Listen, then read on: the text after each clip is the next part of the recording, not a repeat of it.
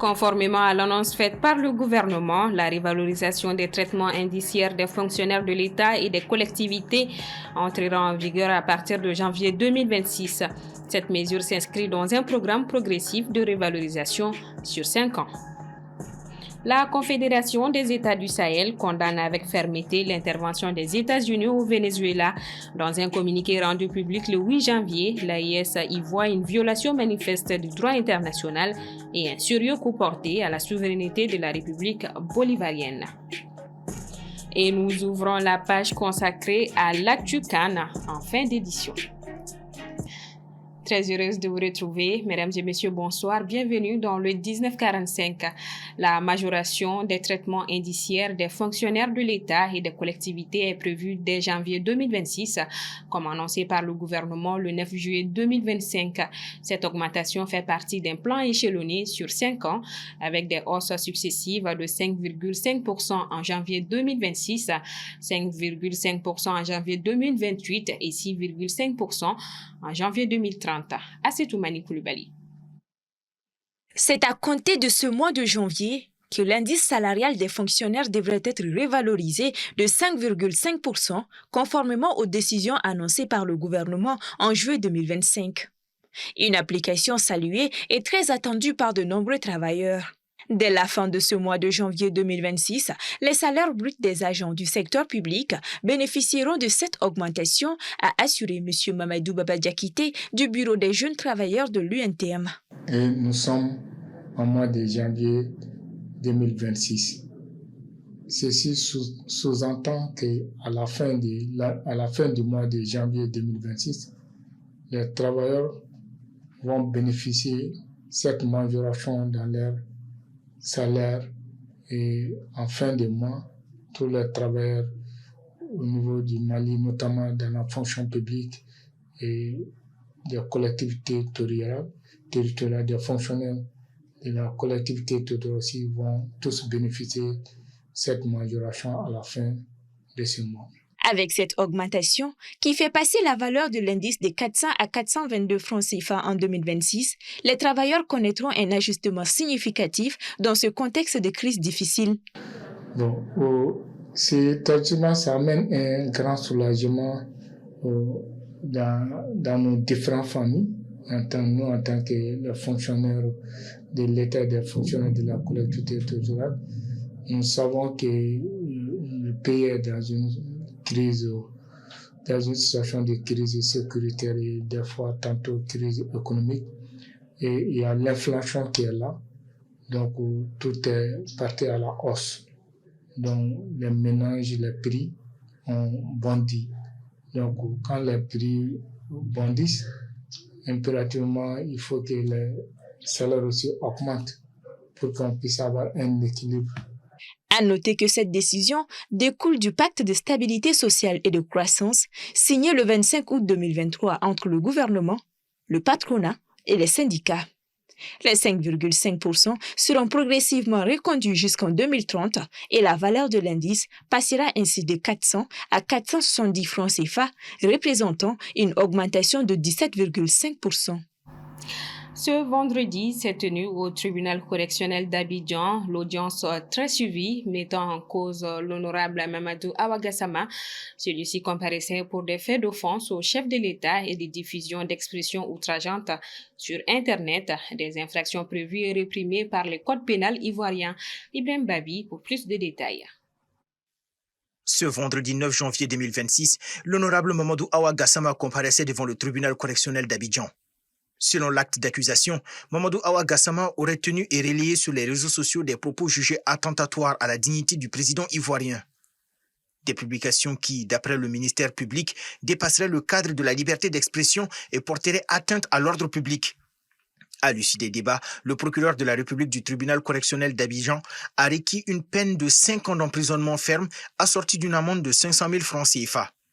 Pour sa part, la défense assurée par Maître Mamadou Ismaïla Konaté a plaidé la clémence du tribunal. L'avocat a notamment indiqué que son client a reconnu ses torts et présenté ses excuses. Il a demandé au tribunal de tenir compte de cette démarche ainsi que du contexte et de la personnalité de l'accusé. Après avoir attendu les différentes parties, le tribunal a mis l'affaire en délibéré. La décision est attendue pour le 30 janvier prochain. Ici au Mali, le Premier ministre, le général de division Abdoulaye Maïga, a accordé une audience à l'ambassadeur de l'État de Palestine au Mali. Une rencontre marquée par des échanges sur la coopération bilatérale et par le rappel de soutien constant du Mali à la reconnaissance de l'État de Palestine. Djeneba Samaki. Depuis son indépendance, le Mali a fait le choix d'une diplomatie engagée en faveur des peuples en lutte pour leur liberté. C'est dans cette logique que Bamako a très tôt reconnu l'existence de l'État de Palestine, affirmant son attachement aux droits des peuples à disposer d'eux-mêmes et à la justice internationale. Cette reconnaissance s'est traduite au fil des décennies par un soutien politique clair dans les instances internationales, mais aussi par une coopération bilatérale fondée sur le respect mutuel. Les relations entre le Mali et la Palestine se sont ainsi consolidées dans des domaines comme la santé, la culture et la diplomatie. C'est dans ce contexte que le Premier ministre, le général de division Abdoulaye Maïga, a reçu en audience ce jeudi 8 janvier 2026 l'ambassadeur de l'État de Palestine au Mali. Une visite qui s'inscrit dans la dynamique des renforcements des relations historiques entre Bamako et Ramallah. À cette occasion, le diplomate palestinien a exprimé la gratitude des autorités de son pays pour le soutien constant du Mali en faveur de l'autodétermination et de la reconnaissance de l'État de Palestine sur la scène internationale. Les échanges ont également porté sur la coopération bilatérale entre les deux pays, notamment dans les domaines de la santé et de la culture. Une coopération que l'ambassadeur de l'État de Palestine souhaite voir se consolider davantage. De son côté, le Premier ministre a exprimé la solidarité du Mali, partageant la douleur et le deuil de la Palestine en cette période particulièrement difficile où les bombardements continuent à Gaza. Aussi, la Confédération des États du Sahel a monté au créneau. Dans un communiqué publié le 8 janvier, elle a vigoureusement dénoncé l'intervention américaine sur le territoire de la République bolivarienne du Venezuela, qualifiant cet acte de violation grave du droit international et d'atteinte à la souveraineté d'un État indépendant. Aminata Keïta. Depuis plusieurs jours, l'opération militaire américaine au Venezuela a donné lieu à beaucoup de réactions, que ce soit condamnation ou réaction en appel au respect du droit international. Après l'Union africaine, la CEDEAO ou encore plusieurs pays africains de façon individuelle, ce jeudi 8 janvier, la Confédération des États du Sahel a réagi. Dans son communiqué rendu public ce jeudi, l'AES qui regroupe le Burkina Faso, le Mali et le Niger exprime sa profonde préoccupation face aux faits rapportés, condamnant fermement l'acte du chef de l'État américain qu'il considère comme grave, contraire au droit international et aux principes fondamentaux de la Charte des Nations Unies.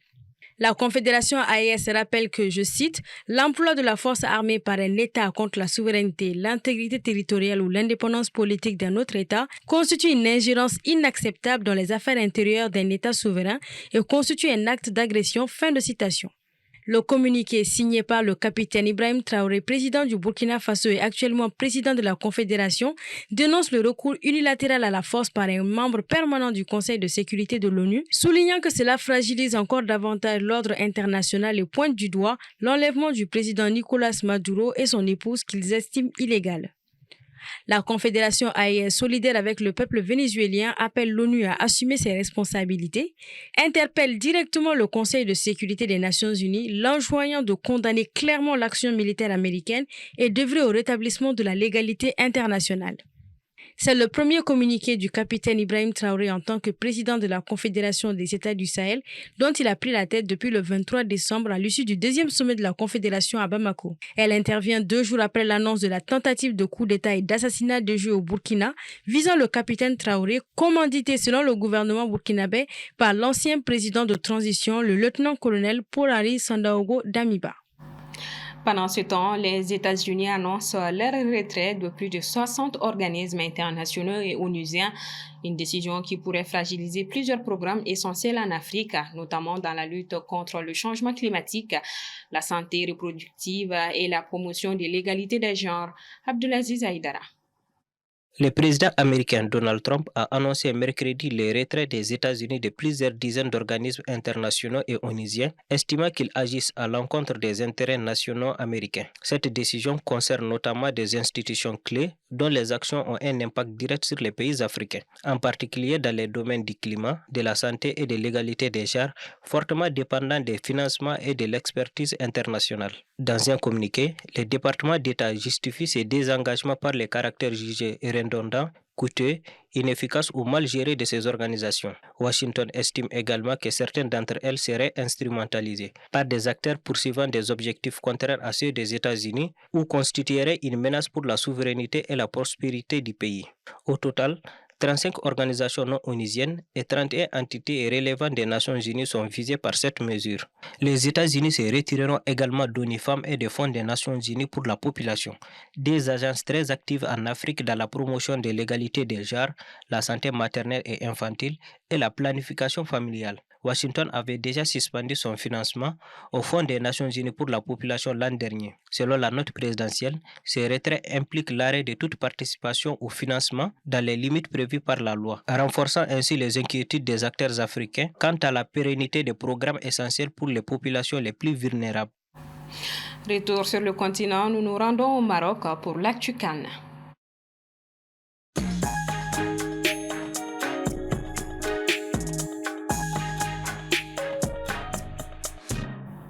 Après leur courte victoire face aux Aigles cet après-midi, les Lions de la Teranga sont les premiers qualifiés pour les demi-finales de la CAN 2025. Tout ou presque a finalement eu lieu en première période. Dès la 27e minute, les Lions de la Teranga ont porté la première estocade par l'intermédiaire d'Iliman Diaye. Et à la 44e minute, Yves Bissouma, le capitaine des Aigles, a été expulsé, laissant ses coéquipiers réduits à 10. Ensuite, plus rien. La seconde période, plus décousue, n'a pas permis au Mali de revenir au score, ni au Sénégal de creuser l'écart grâce à un Djigidjara impérial dans sa cage. Moussa Traoré a suivi le match au CICB, suivant quelques réactions qu'il a recueillies. Beaucoup de déception et de frustration parce qu'il y avait quand même de la place au vu du match pour pouvoir faire un résultat. Et le carton rouge, il est quand même, je ne veux pas dire bête, mais il est inutile parce que c'est ce qui aussi force le calcul quelque part. Et quand on voit après les changements opérés avec l'entrée des différents joueurs offensifs, on a constaté que si on avait joué un football beaucoup plus offensif, beaucoup plus assumé, peut-être qu'on aurait eu un résultat différent. Mais félicitations au Sénégal. Bon, cette défaite est très amère parce que si tu vois le parcours dans l'histoire même entre le Mali et le Sénégal, qu'en 2004, on s'est rencontrés dans la poule. C'était 0-0 et cette fois, le Sénégal a battu le Mali 1-0. Alors, ce que je voulais dire pour les joueurs et les coachs aussi, parce que souvent, si tu regardes, c'est dommage pour le Mali. Parce que 3 matchs successifs que les joueurs maliens ont pris carte rouge. Alors que c'est dommage. Quel qu'en soit, dans une match quand même, il faut concentrer le jeu. Je n'ai rien à reprocher à nos Aigles parce que ces jeunes se sont battus corps et âme. Malheureusement, on a pris un carton rouge à la 35e minute qui a beaucoup pesé sur le match. Mais malgré ça, on n'a pas ressenti ça, qu'on jouait à 10. Ces jeunes se sont battus. Mais par contre, on a quelque chose à changer. On a quelque chose à reprocher à notre fédération. Parce qu'il y a eu tellement de choses, de répétition à la répétition. Il faut penser au coach national. Il faut leur faire confiance. Sékou Sall est parti. Malheureusement, il ne devrait pas. Mais il est parti, on oublie. Mais il faut que le football malien revienne aux Maliens. Le deuxième quart de finale qui oppose donc le Maroc, pays hôte, au Cameroun, a débuté depuis 19h. Demain, samedi 10 janvier, 4 matchs sont au programme. À 16h, l'Algérie affrontera le Nigeria et à 19h, l'Égypte croisera le fer avec la Côte d'Ivoire. Le vainqueur de ce quart de finale s'opposera donc au Sénégal qui vient d'arracher son ticket sur les Aigles du Mali. Voilà, c'est ce qui referme ce 1945. Merci à vous de l'avoir suivi. Bonsoir à tous et bon week-end.